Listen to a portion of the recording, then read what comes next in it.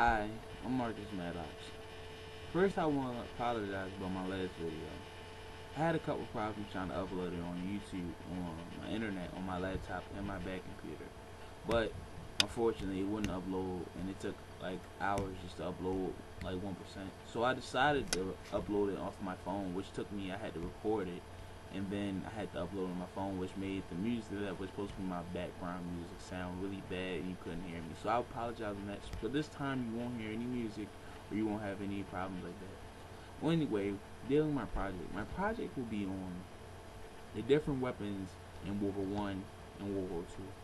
Obviously, we both know that there was a big difference between weapons at that time, and there was a big difference between vehicles and stuff like that. So right now I'm going to show pictures and get facts on how did these weapons help and how these weapons changed the war. Hopefully you enjoy. The first weapon that I will be talking about is the trenches gun. The rifle, the typical rifle in World War I. This rifle was able to shoot 15 rounds, and it shot 400 meters away, pretty long distance.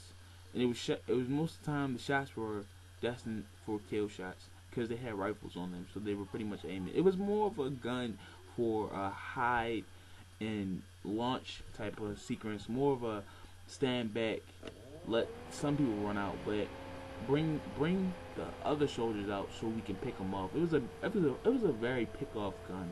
Like it was more of a it was a older sniper, more to say. That's had a scope on it, and I can show you actually a picture of it. This is the picture of the gun right here on the top, where it was wooden, and this is just probably just like a model was made. And then on the bottom you can see as they added on scopes and stuff like that, and it was a pretty nice gun, I believe so. I mean, with 15 rounds and able to shoot off from that long period of distance, it was a very critical mark in the war. In World War II, there was also another add-on gun, the submachine gun. Actually, one of the most amazing guns to me, because this gun actually did a lot of damage, dealing with the situations that they had to do, running in houses, dealing with so many people in crowded areas. I mean, able to sneak up on people. I mean, this gun would be very useful.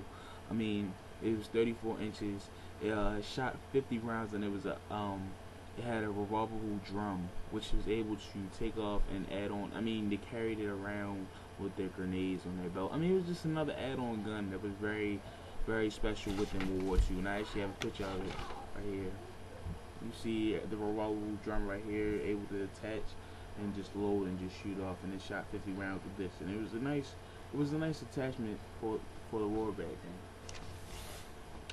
The next gun I'm going to go back in time with machine guns, which was the submachine gun, which actually was a heavier version, but it actually did more damage, so to say. I mean, the gun was pretty big. It needed 46 men just to put it on a flat surface and fire.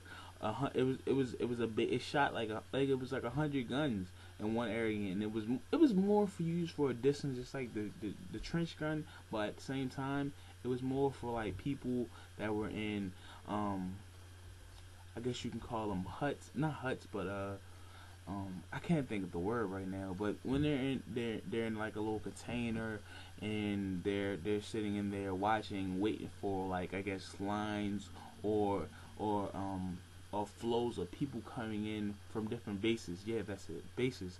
And pretty much it's just to clear out the area for the soldiers or different things like that. I mean, even so, for cars and carriers that are coming in to shoot up the carrier and explode it. It was a very, very destructive gun. And I mean, it took 12 people to load it and shoot it. Altogether, it took 12 people to work the gun and move it around. So it was a very big movement towards that period of time. And this is actually a picture of it. As you can see, they had masks on, and at first I looked at them and I was like, why do they have masks on? But as I went into my research, I figured out why they had masks on. It was a very important fact. So I'll get on later into that.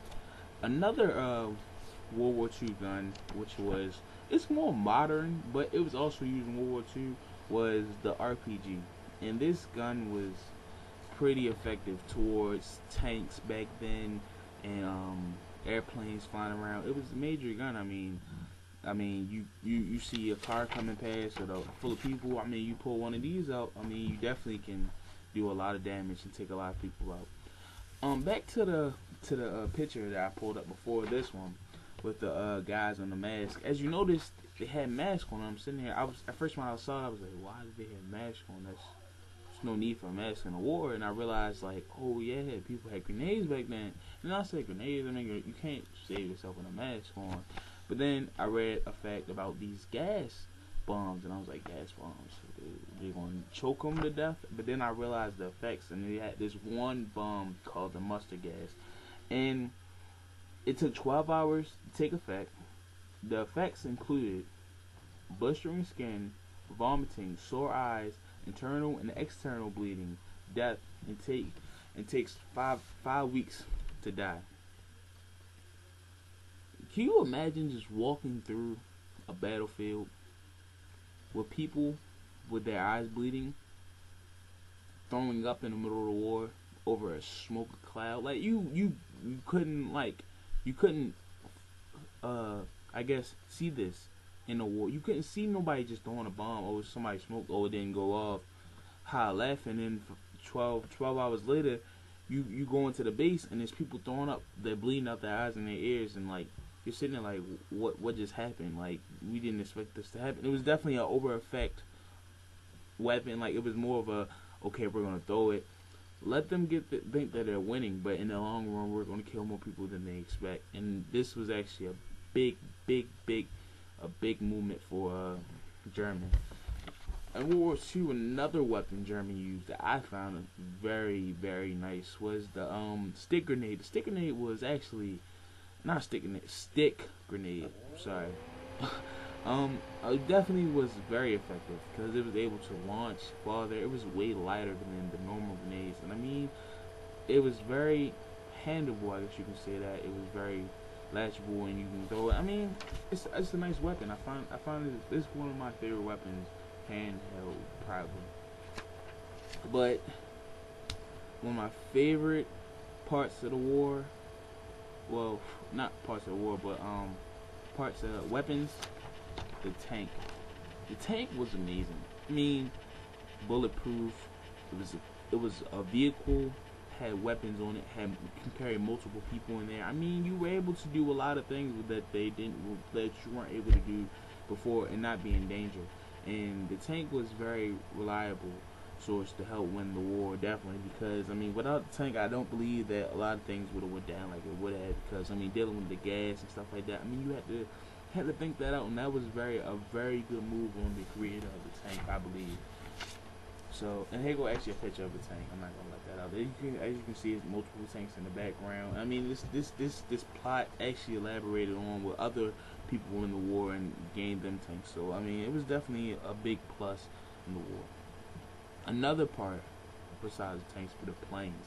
The planes were actually a good add-on because, I mean, as you can see in the past slides, they had bombs and gas bombs. I mean, they had to drop them off somewhere, and they had to. I mean, you can't always throw them. I mean, as you said we had rifles back then, so I mean, they obviously added on to the rifle. So I mean, you could obviously somebody out in the open try to throw something, you shoot them, they can set off on them, mess them up, and obviously you get the edge. But this time, I mean, you can have a plane and you just spray up the whole entire area full of the gas and just mess up the whole entire base. I mean, it was very effective on both sides. I mean, they had planes with guns on it, planes dropping off extra ammo and this, that, and the fourth. I mean, planes were very effective back then. So yeah, definitely. And here go a picture of an old school plane, very modern carriage. Definitely. Then I guess my last fight would be definitely the war battle. I mean, the boats upgraded a lot. I mean, definitely with the weaponry on there and the ability to go overseas and fight. And I find it pretty amazing. But I mean, the war on water was not as good at first. But then the add-on with the planes, and then the add-on to the major weapon, which is the torpedo, which is able for the boats to shoot bombs on the water, which I find very, very intelligent, whoever made that. Because I mean, for you to do the math to find the pressure points for the torpedo to go through water. I mean, you have to be highly intelligent in my point of view. So definitely, that was a major part. And this is actually a picture of a boat getting hit by a torpedo. And I mean, that's pretty much it. Hopefully you enjoyed my video. Hopefully you don't have any problems like last time. If so, I mean, hopefully I can fix it for my last project. Everybody have a nice day.